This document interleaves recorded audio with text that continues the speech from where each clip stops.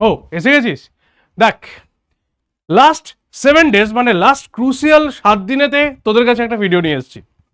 তো জেনপাস অ্যাসপিরেন্টস যারা রয়েছিস তাদের কাছে হাতে আর মাত্র 7টা দিন পড়ে রয়েছে, ঠিক আছে?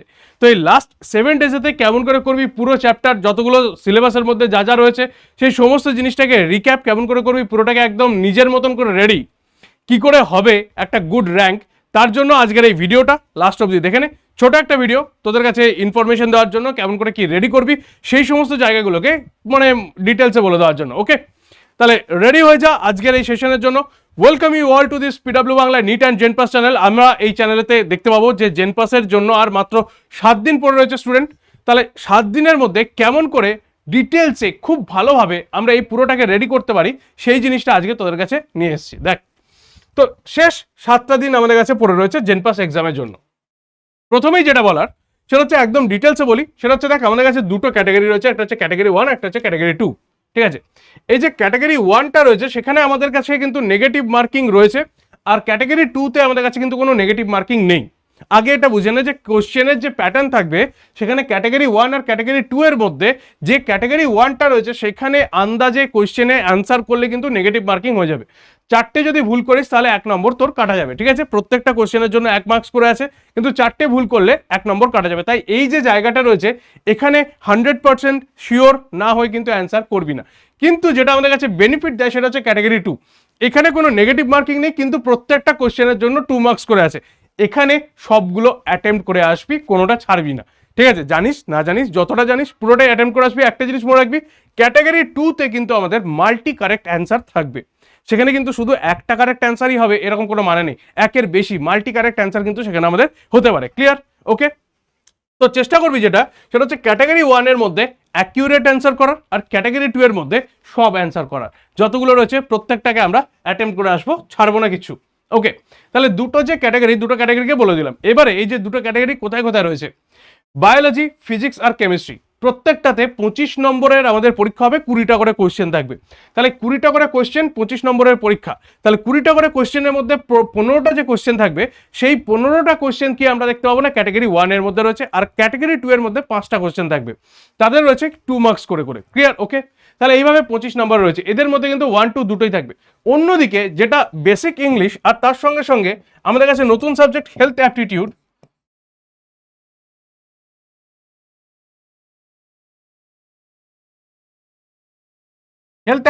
এতে থাকছে টোটালি 20টা করে কোয়েশ্চেন, 20 মার্কস, মানে এটা পুরোটাই ক্যাটাগরি 1 এর মধ্যে পড়ে।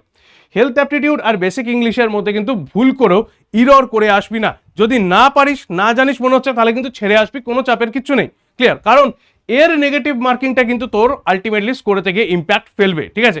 এতে যেন নেগেটিভ মার্কিং বেশি অ্যাটেম্প্ট করবি না। ক্লিয়ার? বোঝা গেল? দেখ, নেক্সট এরপরে যে জায়গাটায় আসবো সেটা হচ্ছে কি, তোর কাছে যে লাস্ট 7 ডেজ রয়েছে সেই 7 ডেজের মধ্যে প্ল্যানিং কি হতে চলেছে। শেষ 7 দিনের মধ্যে সকালবেলা 6টা থেকে 10টা যে টাইমটা থাকবে সেই সময় প্রথমেই ফিজিক্স আর কেমিস্ট্রি যেটা রয়েছে সেই ফিজিক্স আর কেমিস্ট্রিটাকে আগে প্রায়োরিটি দে, ওই জায়গাগুলোকে রেডি কর। কারণ আমি এখনো পর্যন্ত শিওর বলতে পারবো যে ফিজিক্স আর কেমিস্ট্রিটা নিয়েই তোরা স্ট্রাগল করছিস সব থেকে বেশি, তাই ফিজিক্স কেমিস্ট্রিটা সকালবেলাতে টাইম দে। নেক্সট 12টা থেকে 3টে আমাদের কাছে বায়োলজি, এনসিআরটি বেসড বা বোর্ড বেসড যারা যারা পড়াশুনো করেছিস তাদের জন্য বায়োলজি মোটামুটি রেডি হয়ে গেছে। তো বায়োলজিটা থাকবে তার পরের প্রায়োরিটিতে, আর সবার লাস্টে তারপর ইভিনিংয়ে দেবো কি না মক টেস্ট এই 3টে সাবজেক্টের উপরে, ফিজিক্স, কেমিস্ট্রি অ্যান্ড বায়োলজি এই 3টে সাবজেক্টের উপরে মক টেস্ট হয়ে যাওয়ার পরেতে যখন সন্ধ্যেবেলা 4টে থেকে 10টা অবধি যে টাইমটা থাকবে সেই যে টাইমটার মধ্যে আমি প্র্যাকটিস করবো কি না কিছু ইংলিশের জিনিসপত্র, কিছু লজিক্যাল রিজনিং, যেটা আমাদের কাছে পেপার 2 যারা দিতে চলেছিস তাদের জন্য বলছি, পেপার 2 এর জন্য লজিক্যাল রিজনিং তারা রেডি করবি, কিছু কিছু জায়গায় হেলথ অ্যাপটিটিউড রেডি করবি। এই সমস্ত জিনিসপত্র নিয়ে আমাদের কাছে আরো কয়েকটা কোশ্চেন এখানে প্র্যাকটিস করবো। দেখ, প্র্যাকটিস সেশনস রাখছি আমাদের কাছে দুটো, ওকে, আর পড়াশোনার সেশন রাখছি আমাদের কাছে দুটো। একটা সেশনের মধ্যে ফিজিক্স কেমিস্ট্রি হচ্ছে, একটা সেশনের মধ্যে বায়োলজি হচ্ছে। লাস্ট যখন 8টা থেকে 10টা যে রাতের টাইমটা রয়েছে সেই 10টার সময় আমরা কি দেখবো না পুরোটা একবার হয়ে যাবে রিভিশন অ্যান্ড ইরর অ্যানালাইসিস।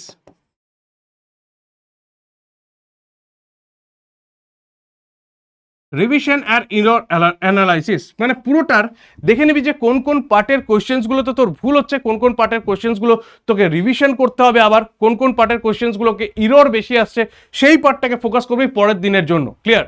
তাহলে এইভাবে প্রত্যেকটা যে 7টা দিন রয়েছে 7টা দিনে একটা একটা করে টপিককে ধর, একটা একটা করে টপিককে আমাদের ক্লিয়ার করে ফেল। ক্লিয়ার? বেশ, নেক্সট এবারে যদি বায়োলজির জন্য বলি, তাহলে বায়োলজির জন্য যেটা প্রাইম ফোকাস রাখবি, সেই প্রাইম ফোকাস কি কি রয়েছে আমাদের কাছে? প্রাইম ফোকাস রাখবো হচ্ছে আমরা প্রথমেই হিউম্যান ফিজিওলজির উপরে প্রাইম ফোকাস রাখবো, যেটা 11-এরও একটা বড় পার্ট, ঠিক আছে। নেক্সট হচ্ছে জেনেটিক্স অ্যান্ড ইভলিউশনসের উপরে প্রাইম ফোকাস থাকবে। ইকোলজি আর এনভায়রনমেন্টের যে চ্যাপ্টারগুলো রয়েছে তার ভেতরে থাকবে।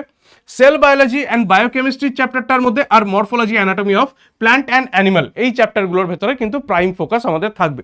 Living world, biological classification, plant kingdom একটুখানি কম ফোকাস করলেও চলবে, কিন্তু বাকি যে চ্যাপ্টারগুলো রয়েছে আমাদের কাছে সেগুলোকে কিন্তু প্রাইম ফোকাসের মধ্যে রাখতে হবে, ঠিক আছে। ওকে, তাহলে বুঝতেই পারছি যে এই যে জায়গাটা রয়েছে এটা একটা ছোটখাটো সিলেবাস না, এটা একটা হিউজ সিলেবাস। তো চেষ্টা করবি ধীরে ধীরে এই পুরো পার্টটাকে র্যাপ আপ করে নেওয়ার বা একবার রিভাইজ করে নেওয়ার। অন্যদিকে ফিজিক্সের মধ্যে কোনটা রয়েছে? মেকানিক্স, ইলেকট্রনিক্স, অপটিক্স, থার্মোডাইনামিক্স আর মডার্ন ফিজিক্স, এই কয়েকটা জায়গা, তার সঙ্গে সঙ্গে মেমোরাইজ একটা ফর্মুলা শিট, এই জিনিসগুলোকে যদি রেডি করে ফেলতে পারিস তাহলে মোটামুটি আমার ফিজিক্সের জায়গাটাও আমার একটা গুড স্কোর করার জন্য রেডি হয়ে যাবে। অন্যদিকে যদি আমি কেমিস্ট্রি বলি, কেমিস্ট্রির মধ্যে অর্গানিক বেসিক, ঠিক আছে, অর্গানিক কেমিস্ট্রির মধ্যে biomolecules, chemical bondings, equilibrium, redox আর S and P block element, এর ক্ষেত্রেও যেটা রয়েছে সেটা তো হচ্ছে কি না মেকানিজমস, রিয়াকশন মেকানিজমস কেমনভাবে হচ্ছে সেই রিয়াকশন মেকানিজমসগুলোকে ফোকাস করবি। তাহলে ফিজিক্স আর কেমিস্ট্রির মধ্যে এই সিলেবাসগুলোকে আমি বললাম। এছাড়াও যদি আরও কোনো ইম্পর্টেন্ট সিলেবাস তোদের জানা থাকে তাহলে ডেফিনেটলি কমেন্ট সেকশন ওপেন রয়েছে, তোরা ওখানে জানাবি, বাকিদের ওখানে হেল্প হবে, তারা কমেন্টটা চেক করলেই বুঝতে পারবে। ক্লিয়ার? ওকে, নেক্সট দেখে নে, ফিজিক্স, কেমিস্ট্রি হয়ে গেল, বায়োলজি হয়ে গেল, তিনটে চ্যাপ্টারকে কেমনভাবে হ্যান্ডেল করবো বা তিনটে চ্যাপ্টারের কি কি সিলেবাসগুলোর মধ্যে কোনটাকে প্রাইম ফোকাস রাখবো, কোন জায়গাটাকে সব থেকে বেশি গুরুত্ব দেবো সেটা কিন্তু আমি বলে দিলাম এই জায়গাতে। ওকে, দরকার পড়লে স্ক্রিনশট নিয়ে নে, ওয়েট করে যা, দেখে নে, বইয়ের সাথে ম্যাচ করিয়ে নে, সমস্ত জিনিসপত্র এখানে করে নে, রেডি করে নে। নেক্সট এরপরে যে জায়গাটায় আমি আসবো সেটা হচ্ছে আমাদের কাছে দুটো রয়েছে, একটা হচ্ছে আমাদের কাছে হেলথ অ্যাপটিটিউড,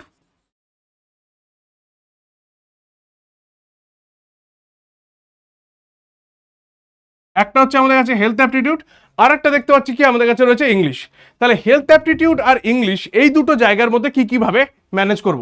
দেখ, হেলথ অ্যাপটিটিউড একদমই আমাদের কাছে নতুন সাবজেক্ট একটা, কি কি এর ভেতর থেকে সিলেবাসে কি কি কোশ্চেন আসতে পারে কিছুই জানা নেই আমাদের কাছে। তাহলে চেষ্টা করব এর মধ্যে যেগুলো আমাদের কাছে ইজি পার্ট, ঠিক আছে, যেগুলো আমাদের কাছে ইজি আর সহজে মনে রাখা যায় শুধুমাত্র সেই পার্টগুলোকে রেডি করার, ঠিক আছে। ইজি আর সহজে যেগুলো আমার হচ্ছে শুধু সেইটুকুকেই রেডি করবি, জোর করে কোনো একটা পার্টকে রেডি করতে যাবি না, তাতে সমস্যা হবে। নেক্সট কি দেখতে পাচ্ছি, বেসিক ইংলিশের মধ্যে কি কি দেখবো? আর্টিকেলস, প্রিপোজিশনস, ইরর স্পটিং বা ইরর কারেকশন, টেন্স আর সিনোনিম অ্যান্টোনিম, এই কয়েকটা জায়গা যেগুলো মেনলি গ্রামাটিক্যাল প্রবলেমসের জন্য তোদের কাছে করিয়েও দেওয়া হয়েছে। তাহলে এই article, error spotting, tense, synonym antonyms, এইগুলো থাকছে আমাদের কাছে বেসিক ইংলিশের ক্লাসের মধ্যে। তাহলে basic English and health aptitude দুটোকেই এইভাবে ম্যানেজ করবি। চেষ্টা করবি যতটা এখানে নো নেগেটিভ, নো নেগেটিভ করা যায়, কারণ এর যে নেগেটিভটা সেটা কিন্তু তোর আলটিমেটলি স্কোরের ভেতরে ইম্প্যাক্ট ফেলবে। ক্লিয়ার? ওকে, বেশ, রেডি হয়ে গেল। যে জিনিসটাকে বলছিলাম একটু আগে, নো নেগেটিভ, দ্য ক্যাটাগরি 1-এর ক্ষেত্রে কোনো রকম কোনো আন্দাজে অ্যান্সার করবি না, কারণ এতে 0.4 মানে 4টে ভুল করলে 1 নম্বর কাটা যাবে, মানে 0.25 মার্কস করে এক একটাতে ইরর কিন্তু রয়েছে, মানে এক একটাতে নেগেটিভ মার্কিং হয়ে যাবে। ক্লিয়ার?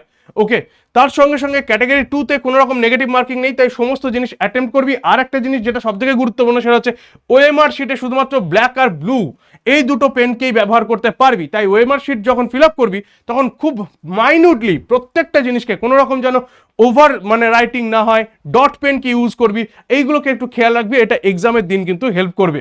ঠিক আছে? ওকে, নেক্সট আয় অ্যাকিউরেসি আর নেগেটিভ মার্কিং এর মধ্যে সব থেকে বেশি যেটা প্রায়োরিটি দিবি সেটা হচ্ছে অ্যাকিউরেসির উপরে। ঠিক আছে? ওকে, ডব্লিউবিজেইর ক্ষেত্রে মানে বা ডব্লিউবিজেইতে যেরকম হয়ে থাকে যে ফিজিক্সটা একটু টাফ হয়ে থাকে, এইখানেও তোদের ক্ষেত্রেও ফিজিক্সটা কিন্তু যথারীতি একটু কঠিন হবে, ফিজিক্স কেমিস্ট্রি একটু স্ট্যান্ডার্ড হবে বা বলতে পারিস একটু কঠিনের দিকেই থাকবে।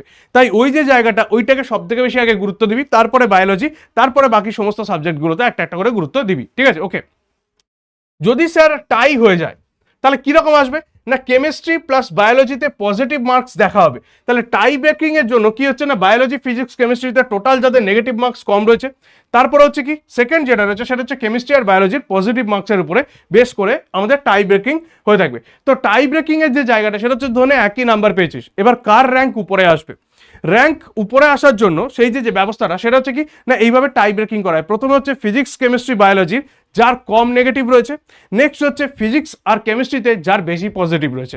তাহলে এই দুটো সাবজেক্টকে আমাদের কিন্তু প্রায়োরিটি দিতে হবে।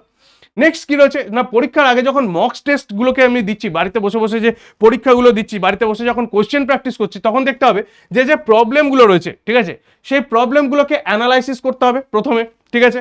প্রবলেম অ্যানালাইসিস করার পর সেগুলো কি ভাবে 90 মিনিট ঘড়ি ধরে প্রবলেমগুলোকে সলভ করার চেষ্টা করবি পরীক্ষা দেওয়ার মতন করে, ঠিক আছে। আর তারপরে অ্যানালাইসিস করব, ফিক্স করব অ্যান্ড সলভ। এই সাইকেলটা প্রতিদিন মানে 7 দিন রয়েছে, 7 দিনে 2বার করে এই সাইকেলটা আমাকে করতেই হবে। এই সাইকেলটা যখনই করবো তখন অটোমেটিক্যালি আমার কাছে ইররের যে রেটটা রয়েছে সেই ভুল হওয়ার রেটটা কিন্তু কমে যাবে। আর একটা জিনিস যেটা দরকার পড়বে সেটা হচ্ছে PYQ 2021 থেকে 2025, এর থেকে অনেক বেশি। 2019 থেকে আমি তোদের কাছে PYQ করিয়ে দিয়েছি, তাহলে 2021 থেকে 2025-এর যে PYQ, সেই PYQ-র ভিডিওটা একবার দেখে নিবি। PYQ-র ভিডিও দেখবি প্লে লিস্টের মধ্যে রয়েছে, জেনপাস PYQ বলে, সেই জেনপাস PYQ-র যে ভিডিওগুলো রয়েছে সেই প্রত্যেকটা ভিডিওগুলোকে দেখে নিবি। এটা তোদের কাছে মারাত্মক একটা হেল্প হতে চলেছে। কিরকম ধরনের কোশ্চেন প্যাটার্ন হবে, কিরকম ধরনের এর কোশ্চেনের স্টাইল হয়, সেই সমস্ত জিনিসপত্র এখানে তোদের কাছে ক্লিয়ার হয়ে যাবে। ক্লিয়ার? ওকে।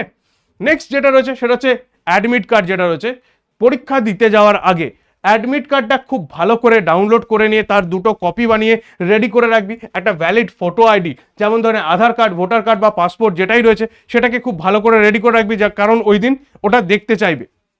নেক্সট হচ্ছে রিসেন্ট ফটোগ্রাফ, যেটা তুই অ্যাডমিট কার্ডের মধ্যে যে ফটোটা লাগানো আছে সেই ফটোটা অ্যাডমিট কার্ডের ঠিক সেম ফটো যেন 2 কপি তোর কাছে থাকে। নেক্সট হচ্ছে black and blue ball point pen, gel pen নয়, বল পয়েন্ট পেন, এই দুটো ব্ল্যাক বা ব্লু যে কোনো একটা বল পয়েন্ট পেনকে নিয়ে যাবি। পরীক্ষার হলে কিন্তু একটা কালি দিয়েই অ্যান্সার করতে পারবি। ওএমআর শিট কিন্তু খুব মাইনিউটলি ফিল আপ করবি, ঠিক আছে। ওকে, বোঝা গেল? তাহলে এই হচ্ছে ব্যাপার। তোর থাকবে হচ্ছে যেটা স্ট্র্যাটেজি থাকবে, কনফিডেন্স থাকবে, তার সঙ্গে সঙ্গে নেগেটিভ মার্কিং কম করবো। That's the idea for this last 7 days.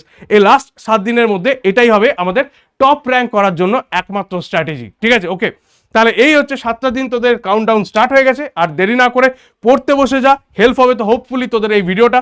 আর বাকি যাদের PYQ দরকার তারা সেশনটাকে ফলো করে নিবি, তারা দেখতে পাবি PYQ সেশন রয়েছে আলাদা করে, সেখানে দেখতে পাবি তোদের জন্য ম্যারাথন সেশন, সেটাও চলছে, কোনো সমস্যার কিচ্ছু নেই। ওকে, তাহলে আজকে এই পর্যন্তই, দেখা হচ্ছে নেক্সট ভিডিওতে।